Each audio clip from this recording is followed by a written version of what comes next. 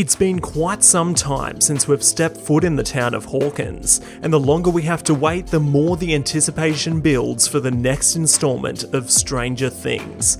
I'm Matt Rogers, and this is everything we know so far about the highly anticipated Stranger Things 4. In the wake of the fourth season's second teaser, rumours are running wild regarding what it could all mean, and why we're getting an apparent flashback at what looks like Dr. Brenner's laboratory, but it's still cryptic enough to be anyone's guess. But let's start with what we know. First, let's talk casting. Now, you'll be pleased to know that the entire main cast is returning, including all the kids and parents that have been fortunate enough to survive this far. And if the first teaser is anything to go off, David Harbour as Hopper will also be returning. But new cast members, as well as their character descriptions, have also been confirmed, with upside-down photos of them being posted on the Stranger Things Twitter. Let's go through them. First, we have the truly underappreciated Jamie Campbell Bower, who will be playing a caring man who works as an orderly at a psychiatric hospital.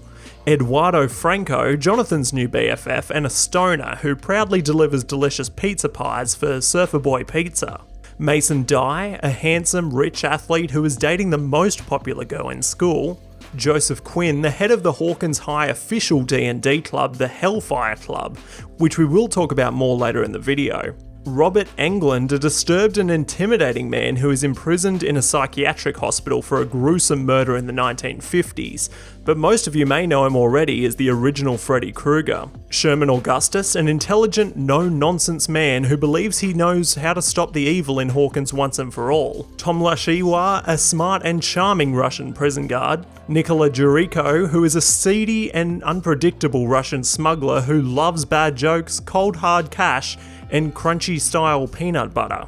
Some interesting descriptions there, but I'm sure all will be a welcome addition to the already talent-filled cast. Now let's talk setting. The first 3 seasons were steadily moving through the 80s 1 year at a time. The rapid growth spurts of the pubescent main cast is surely a factor that needs to be considered, but the website popbuzz.com made the observation that the producers of the show included in one of their casting calls that they were in need of vehicles from 1987 or older, so that's pretty telling. And the leaked set photos show some hints at 90s style fashion and costuming, so I'm sure we aren't far off the 90s. Personally, I'd love a 90s based season. Mind you, I wouldn't be surprised if they filmed some of season 4 whilst filming season 3, which may result in a time jump mid-season, which is not unheard of in multi-season shows. Speaking of filming, Stranger Things 4 began shooting in January 2020, and then for obvious reasons went on an indefinite hiatus. It wasn't until 9 months later that shooting was slowly able to resume, which will obviously have a major effect on the release date. Looking at previous seasons, there was 1 year between seasons 1 and 2, and 2 years between seasons 2 and 3. With this logic, we would expect a 2021 release date at the latest, but with the delays and not even an estimate from Netflix, it's looking like we won't be visiting the Upside Down until 2022.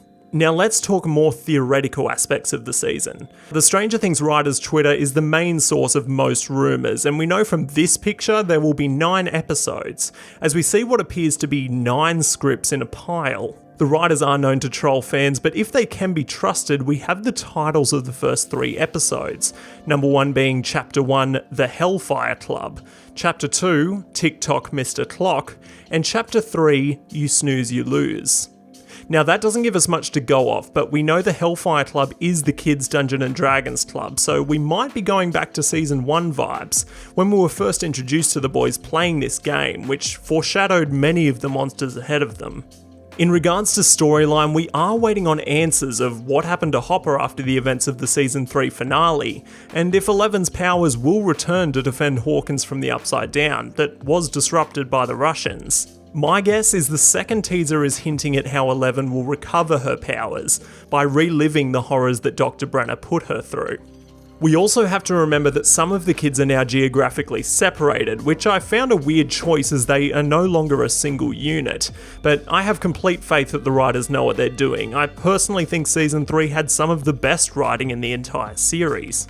But how about the future of Stranger Things? Well, the producers have confirmed that after season 4, there is, quote, very much the possibility of a 5th, end quote. And with the success this show has brought Netflix and the effect it's had on pop culture, a 5th season would not be unwarranted. But I footnote that by saying only if the story is planned out with the number of seasons in mind. But before the arrival of Stranger Things 4, I've put together a Stranger Things 3 recap to refresh your memory of the events from last season.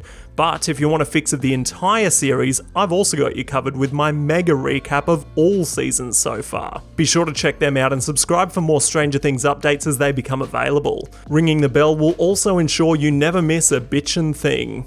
But what are you most looking forward to in Stranger Things 4? Is there any returning or new cast you're most excited to see? I'd love to hear what you think, so let me know. I'll be down there in the comments. If you subscribed during this video, then welcome aboard, and if you had a good time hanging out, then spank that like button. This is Matt Rogers, and that is all.